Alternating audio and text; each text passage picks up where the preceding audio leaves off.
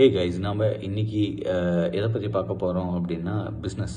நம்ம எப்போவுமே வந்து ஒரு சரிவிலேருந்து எப்படி ஒருத்தங்க மேலே ஏறினாங்க அப்படிங்கிறத நம்ம எப்பவுமே பார்ப்போம். அந்த மாதிரி நமக்கு எல்லாத்துக்கும் பிடிச்சது டைரி மில்க். அந்த டைரி மில்கோட கதையை நம்ம கேட்போம். டைரி மில்க் அப்படின்னாவே நமக்கு தெரியறது சூட்டடு கொண்டாடு அப்படிங்கிறது நமக்கு நல்லா தெரியும் வந்து.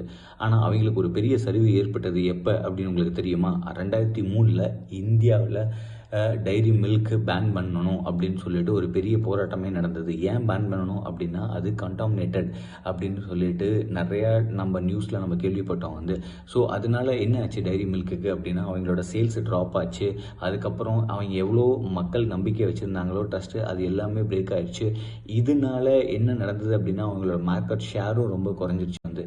இப்போ இவங்க டைரி மில்க்குக்கு இப்போ என்ன பண்ணணும் அப்படிங்கிறது மிகப்பெரிய கேள்வியாக இருந்தது. ஸோ இப்போ அவங்க எப்படி கஸ்டமரை மீண்டும் அட்ராக்ட் பண்ணி வந்தாங்க அப்படிங்கிறத பற்றி நம்ம தெரியணும் அப்படிங்கிறது. ஸோ அவங்க என்ன பண்ணினாங்க அப்படின்னா ஃபர்ஸ்ட் ஆஃப் ஆல் வந்து ஃபேக்ட்ரியில் என்ன நடக்குது அப்படின்னு நம்ம காமிப்போம் அப்படிங்கிறது. Quality and safety first. எப்படி அவங்க வந்து ஸ்ட்ரிக்டாக டெஸ்ட் பண்ணுறாங்க, எப்படி வந்து ஒரு பேக்கிங் பண்ணுறாங்க அப்படிங்கிறதுக்கு. ஸோ இப்போ அது இல்லாமல் அடிஷ்னல் பேக்கிங் ஒன்று பண்ணுறாங்க. கோயிங் ஃபார்வர்ட் இந்த மாதிரி கண்டாமினேஷன்ஸ் வராமல் இருக்கிறதுக்கு என்ன பண்ணுறாங்க அப்படிங்கிறத ஃபஸ்ட்டு மக்களுக்கு காட்டினாங்க.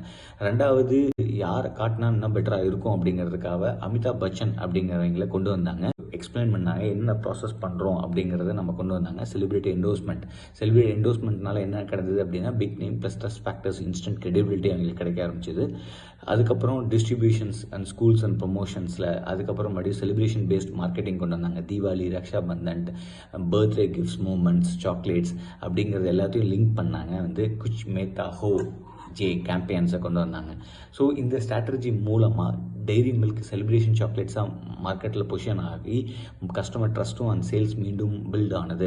ஸோ எப்போவுமே நீங்கள் வந்து ஒரு பிஸ்னஸில் ஏதாவது ஒரு டவுன் ஆச்சு அப்படின்னா வரி பண்ணாதீங்க. எப்படி நம்ம அதை ஸ்ட்ராட்டஜி பண்ணி நம்ம திருப்பியும் மக்களுக்கு நம்ம நம்பிக்கை கொண்டு வரணும் அப்படிங்கிறத நல்லாவே தெரிஞ்சுக்கங்க. ஸோ அவங்க யூஸ் பண்ண ஸ்ட்ராட்டஜியில் என்ன அப்படின்னா குவாலிட்டி ஃபஸ்ட்டு கொண்டு வந்தாங்க.